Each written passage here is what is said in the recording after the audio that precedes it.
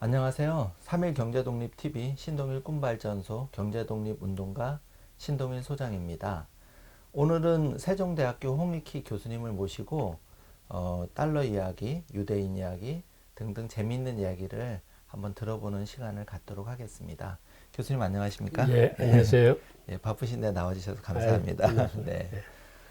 최근 이제 한국의 내수 부진과 저성장이 계속되고 있습니다. 그래서 이제 일부 또 그 분들은 이러다 한국이 일본의 잃어버린 30년을 이어나가는 거 아니냐 이런 참 걱정이 많으신데 혹시 교수님이 여기에 대해서 어떻게 생각하시는지 궁금합니다. 예, 제 생각에는 그거는 기우라고 말씀드리고 싶고요. 우선 결론을 말씀드리면은 한국이 일본과 같은 그 잃어버린 30년은 오지 않을 겁니다. 왜 그러냐면 일본의 잃어버린 30년에 대한 그 팩트를 한번 제가 말씀을 드릴게요. 우선 일본이 그렇게 크게 성장한 이면에는 사실 우리나라 그 6.25 전쟁 덕을 많이 봤습니다. 그때만 해도 미국이 일본을 키워주려고 오히려 그 전쟁 물자에 대한 생산기지를 일본을 많이 밀어줬어요. 그러다 보니까 그걸로 해서 일본이 제조업 국가로 크는데 그 밑받침이 됐고, 그 일본이 세계에서 가장 경제 성장률이 빨랐습니다. 그러니까 1955년서부터 거의 한 23년간 연 10% 가까운 성장을 해서 미국과 유럽을 압도했어요. 그래서 그 과정에서 1968년에 서독을 앞서면서 세계 2위의 경제대국으로 성장을 합니다. 근데 그 속도가 어느 정도 빨랐냐면 나중에는 유럽과 미국이 바짝 긴장하게 됩니다.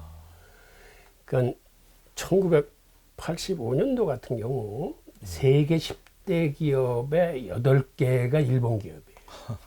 50대 기업 중에는 32개가 일본 기업이고 그러다 보니까 처음에는 그 패전국이니까 미국 같은 경우 키워준다고 했었는데 너무 성장세가 빠르고 그 무역 흑자가 커지고 이제는 경쟁 상대로도 버거워지니까는 그 다음서부터는 미국이 이제 견제가 들어가기 시작하는 거죠.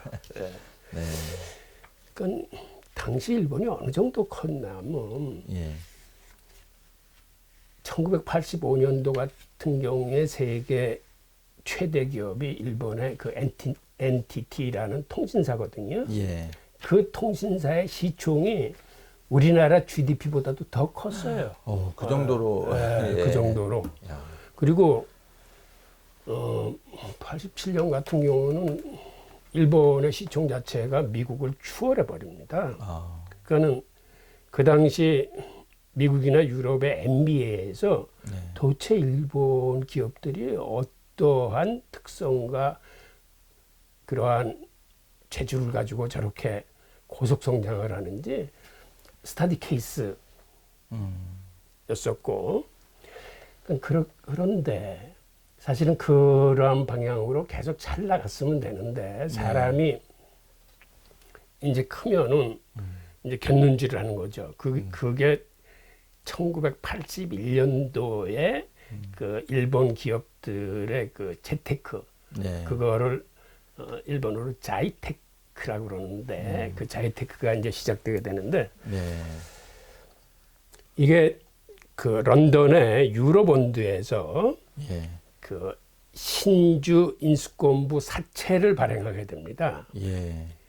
그런데 그 신주 인수권부 사채를 발행하면서 일본 기업들이 일석삼조의 그런 재테크를 하게 돼요. 그 내용을 한번 보면은 우선 달러 표시 채권을 발행하는데 채권을 발행한 당시에 일본의 금리와 그런 다른 나라의 금리 차로 인해서 어떤 현상이 발생하냐 하면 예. 돈은 일본 기업이 사실은 꾸는 건데 예. 그 금리 수와 차이로 인해서 오히려 돈을 빌리면서 이자를 받아요. 그러니까는 채권을 발행하면서 이자 수익이 생기고 예. 그 다음에는 그 돈을 이제 달러 표시 채권이니까 이제 달러를 받아가지고 그거를 다시 수합해서 엔화로 바꾼 다음에 그거를 일본에 가지고 들어오면 당시 증권회사 그 계정에다 집어넣으면 예. 연 한 8% 정도의 이익이 나와요. 네. 그 다음에 당시 미국은 인플레이션에 시달리는 시기였기 때문에 그쪽 채권이나 금리는 한 19% 정도 됐거든요. 그래서 예. 미국 시장에 갔다가 그 돈을 집어넣으면 일본보다도 거의 3배 이상의 수익이 발생해요. 네. 그러니까는 채권을 발행하면서 네. 오히려 빌리는 사람이 이자도 받고 네. 그 돈을 가져와서 수익도 생기고 예. 그걸 나중에 되갚을 적에는 네. 당시 엔화는 강세 통화하고 상대방 통화 즉 달러나 그 파운드와는 약세 통화이기 때문에 네. 환차익까지 발생합니다. 아. 그러니까 그러한 돈놀이를 하면서 일석삼조의 수익이 생기니까 문제는 기업들이 기업 본연의 자세인 품질 개선이나 수출 증대나 신품종 개발에 몰두하는 게 아니라 그거보다는 훨씬 이 재테크 쪽에서 돈이 많이 벌리니까는 거의 모든 기업이 그 자이테크 쪽으로 확 쏠립니다. 아. 그러니까 이건 돈을 빌리면 빌릴수록 수익이 더 커지니까 그 빌린 돈을 가지고 들어와서 그거를 주식이나 부동산 투자를 하면서 그때서부터 일본에 버블이 끼기 시작해요. 그리고 그 다음에는 미국의 입장에서는 네. 당시 미국이 그 스태그플레이션에 빠져서 경제가 안 좋은 상황이었는데 네. 그러면서 무역 적자와 그 재정 적자, 즉 쌍둥이 적자가 같이 크게 생겨서 미국이 뭔가 해법을 찾아야 돼. 네. 근데 가장 손쉬운 게 결국은 환율이거든. 네. 그러니까는 1985년 플라자 호텔에 아. 그 일본하고 서독을 비롯한 주요 4개국의 재무장관을 은밀히 초청을 해가지고 예. 그때 그 엔화 강세와 마르크화 강세를 강력히 유도를 합니다. 압력을 집어넣은 거죠. 네. 그러니까 그 당시 일본으로서는 그거를 뿌리칠 만한 힘은 없었어요. 왜 그러냐면 우선 미국이 해구산으로 받쳐주고 자유대 문제라거나 그간 미국이 많이 밀어줬기 때문에 네. 그렇게 하지 못하겠다라고 거부할 수 있는 형편이 아니었기 때문에 그걸 받아들입니다. 네. 그래서 5달 사이에 엔화가 40% 절상이 돼요. 아. 그 다음에 한 2년 사이에 100% 정도 절상이 됩니다. 네. 그때 이제 일본으로서는 경쟁력을 이제 크게 잊어버린 거죠. 네. 그리고 그 다음에 무슨 일이 생겼냐면 1987년도에 우선 반도체 전쟁이 미국과 일본 간에 벌어집니다. 그 당시 인텔이 세계 최대의 D램 생산업체였는데 일본이 정부 보조금을 줘가지고 반도체 사업을 키우면서 일본이 D램의 최강자로 등극하기 시작하면서 미국 반도체 시장에 덤핑을 치기 시작합니다. 아. 그러니까 64KD 같은 게 3달러였던 게 거의 90%가 깎아서 30센트에 막 파는 거예요. 아. 그러니까 미국 반도체 업체들이 최 들고 일어나서 이 덤핑은 불법이다라고 네, 해서 네. 이제 미국 정부한테 압력을 가하기 시작해서 이제 반도체 전쟁이 시작되는데 그때 인텔이 세계 최대의 D램 회사였었는데 이걸 일거에 정리하고 비메모리 CPU 업체로 변합니다. 예. 그래서 인텔이 그 후 한 35년간 예. 세계 최강의 반도체로 크게 되는 계기가 됐었죠. 아. 그리고 미국하고 일본이 1980년대에 반도체 협정을 맺어서 네. 우선 반덤핑을 못 치게 했을 뿐만 아니라 특허 침해 그 소송을 제기해서 아주 일본 기업 반도체 기업들을 꽉 억눌러 놓습니다. 예. 그 다음에 억눌러 놓은 정도가 아니라 의무적으로 미국의 반도체를 언제까지 20% 이상 얘네들이 사가라.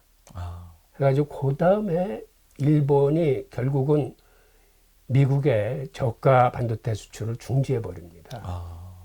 근데 그때 그 상황을 사실은 어부지리를 틈타서 반도체로 큰 나라가 사실은 우리나라예요. 네. 우리나라가 1983년도에 예, 예. 이제 반도체를 시작했거든요. 예. 그래서 83년도부터 미일 간에 그렇게 그 심한 반도체 그 싸움이 있었고 네. 결국은 그때 일본이 주저앉으면서 그 틈을 타고 들어간 게 이제 우리나라인 거죠. 그렇게 되네요. 네. 아. 그리고 87년에는 무슨 일이 벌어졌냐면 소련 잠수함 사건이 터져요. 그건 무슨 얘기냐면 네. 미국의 입장에서는 당시 냉전 시기에 소련 잠수함이 기지를 출발하면 미국 선박이 그거를 계속 추적을 합니다. 예. 그러니까 그때는 음파 탐지기나 이런 걸로 이렇게 돌아다니는 거를 다 알 수 있었어요. 근데 어느 날서부터 아무 소리가 안 들리는 거야. 예. 추적이 못 하는 거야. 그래서 미국 군부나 미국 사회가 발칵 뒤집어져요. 예. 근데 그게 왜 그러느냐면 왜 그게 중요한 거냐면 사실은 핵을 실은 핵잠수함이 추적이 안 되면은 예. 그 핵이 어디 와 있는지를 모르는 거예요. 그러니까 예. 저게 뉴욕 앞바다에 와 있는지 LA 앞바다에 와 있는지 아니면 저 북극해 속에 숨어 있는지 예. 그러니까 미국 군부가 특히 발칵 뒤집혔는데 알고 보니까 예.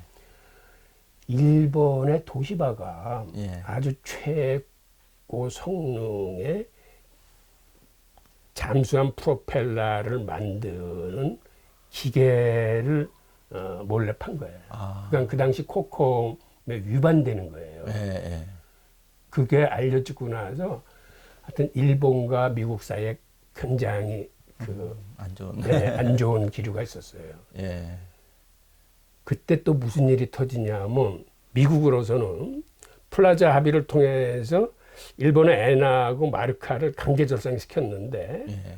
그렇게 해도 보니까는 자기네 무역 적자가 안 줄어들거든. 예. 그러니까 미국의 입장에서는 아 이게 문제가 있구나. 이렇게 해서 되는 일이 아니구나. 예.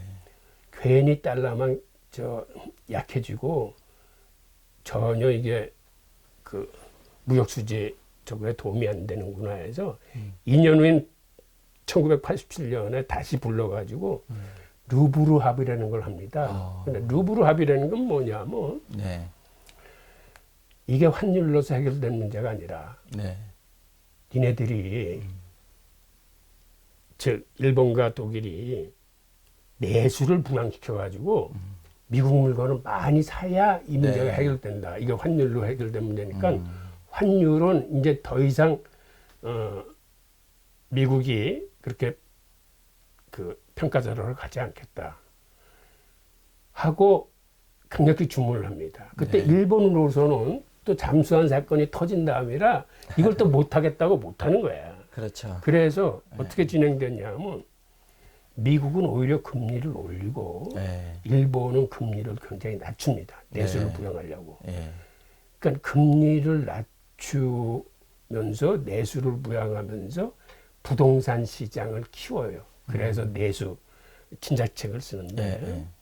그러다 보니까는 부동산 시장하고 주식 시장이 버블이 끼면서 이게 굉장히 달아오는 거예요. 아. 그리고 사실은 당시에 그렇게 금리를 낮출 수 있는 환경이 아니었는데 미국의 압력으로 네. 금리를 그렇게 낮춘 거거든요. 그러니까 그때서부터 그 버블이 많이 끼는 그런 경제로 치달으면서 잊어버린 30년이 시작되는 겁니다. 예. 그러니까 그러면서 또 이제 무슨 일이 터졌냐면 바젤의 공습이라고 그래서 그 전에는 오히려 일본의 그 미실현 이익을 그 은행 자본금으로 인정해주는 오히려 일본 우대 정책을 시행하다가 미국의 은행들이 그 위험에 휩싸이고 부실이 노출되고 하니까 우선 미국서부터 이게 은행 건전성을 높여야 되겠다라고 그래서 최소한도 지불준비금이 8%는 돼야 되겠다라는 네. 정책을 시행하는데 예. 그 당시만 해도 일본은행이 덩치만 컸지 지불준비율이 일본은 한 6% 정도였거든요. 아. 그걸 일시에 8%로 늘리게 되면서 일본 은행들이 그 전에 네, 막 네. 대규모 대출을 했었는데 그 대출을 회수하고 하는 과정에 아주 그 혼란스러움을 맞게 되는 거죠. 그리고 더 직접적인 원인은 예. 그러니까 버블이 붕괴되는 직접적인 원인은 사실은 파생 상품이 있습니다. 아. 그러니까는 뉴욕 월스트리트의 그 유대 금융인들이 네. 일본에다가는 그 니케이 주가지수 그 풋옵션을 팔아요. 그래서 그거는 당시에 니케이 주가지수가 매년 한 3년 사이에 3배로 치솟을 정도로 아주 과열이었거든요. 그러니까는 일본인들이 이거 주가지수는 계속 올라가는 거다라고 생각했기 때문에 그 파생 상품을 많이 삽니다. 그리고 뉴욕에서는 그것과 반대되는 그 니케이 지수 풋 워런트를 팔아요. 그거는 뭐냐면 일본의 주가지수가 꺼지면 돈을 버는 거예요. 그러니까 일본에서는 주가지수가 올라가면 돈 버는 파생 상품 팔고 서로 상반되는. 예, 뉴욕에서는 그러면서 유대 금융인들이 공매도를 엄청 치기 시작합니다. 그래서 그때 일본 시장이 망가져요. 이 파생 상품이 나오면. 예. 그래서 지금도 일본인들은 그 유대 금융인들한테 대한 감정이 안 좋아요. 자기네들을 그렇게 망가뜨렸다고 그래요. 그리고 결정적인 결정타는 저기하고도 맞아요. 중국한테. 네. 중국의 위안화가 80년대 초반에 또 그 1달러당 2.7 위안이었었거든요. 예. 그런데 그게 플라자 합의가 시작되면서 달러 가치가 계속 떨어지기 시작하니까 중국으로서는 가장 큰 시장인 미국에 대한 수출을 늘리기 위해서 미국보다 더 빠른 속도로 위안화를 평가절하하기 시작합니다. 그래서 2.8 위안이었던 게 86년에 3.2 위안이 되고 89년에 4.7 위안, 90년에 5.2 위안, 94년에 8.7 위안. 그래서 거의 10년 사이에 300% 이상의 평가절하를 합니다. 사실은 대단한 수치인 거죠. 예. 위안화 가치가 3분의 1로 그 절하된 거니까. 그러니까 이때 일본이 산업 공동화 현상이 일어납니다. 즉 중국 시장에 들어가면 그러니까 위안화 가치가 그렇게 떨어졌다는 거는 그쪽의 인건비가 3분의 1로 떨어졌다는 걸 의미하는 거거든요. 네. 그 다음에 저렇게 떨어진 위안화는 앞으로는 더 이상 떨어지지 않고 절상으로 갈 거기 때문에 그 외국인 자본들이 쫙 중국으로 몰리는 거예요. 그때 일본뿐만 아니라 우리나라도 그렇고 동남아도 그렇고 그쪽으로 산업 기지를 옮기면서 자본이 중국으로 블랙홀처럼 빨리 들어가요. 그래서 일본은 산업공단 현상이 일어났지만 주변에 있는 다른 나라들은 그때 외환 위기를 맞습니다. 그게 그 외국인 자본이 동남아 국가에서 빠져서 중국으로 들어가는 통에 그 그 일어난 현상인데 그래서 우리가 이제 당시 그 IMF를 이제 한번 맞은 거죠. 아, 그러니까는 다시 정리해 보면 네. 일본의 잃어버린 30년은 잘 나가던 기업들이 자이테크에 빠져서 기업 본연의 거를 소홀히 하고 이제 재테크에 몰두한 점. 예. 그다음에 두 번째는 예. 플라자 합의에 의해서 일본의 엔화가 아. 이제 엔고로 치달아서 수출 경쟁력을 잊어버린 점. 그 다음에는 루브르 합의에 의해서 내수 진작을 한다고 금리를 낮추면서 부동산 시장을 키우기 위해서 그때 담보대출을 120%까지 해줘요. 예. 그러니까 어차피 집값은 올라간다고 보기 때문에 예. 집값이 1년에 70%씩 계속 올라갔어요. 그러니까 당시 일본에서는 부동산은 불패다라는 어떤 신념들이 생기기 시작해요. 예. 이제 그런 식으로 그 버블이 끼기 시작한 점. 그 다음에 마지막에 파생상품으로 당하고 그 다음에 중국의 위안화한테 그 협공 당하면서 그러니까 달러하고 위안화 협공에 의해서 완전히 가게 되는 거죠. 아. 그러니까 이런 상황이 지금 우리나라가 내수가 좀 부진하고 이 코로나 사태로 해서 그 수출이 줄어들고 해서 어려운 건 사실이지만 당시 일본의 잊어버린 30년하고 지금 우리하고는 그거를 같이 네. 비교한다는 건 무리가 있어요. 예, 무리가 있다. 네.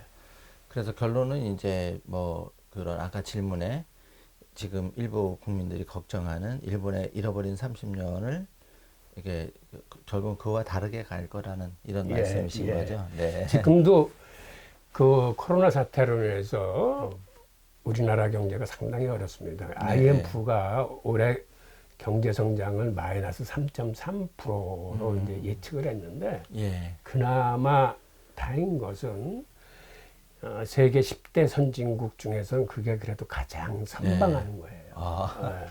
예. 다른 나라들은 이번에 8%, 마이너스 8%, 마이너스 5% 예. 굉장히 더 힘들 겁니다. 네. 그래서 우리가 지금은 좀 힘든 상황에 있지만 네. 이게 그렇게 다른 나라들하고 비교했을 때, 그 다음에 일본의 과거하고 비교했을 때 본질적으로 내용이 틀린 것이다라고 이제 말씀드릴 수 있죠. 아, 네, 그렇군요. 네. 교수님 말씀 들으니까 이해가 쏙쏙 되는 것 같습니다.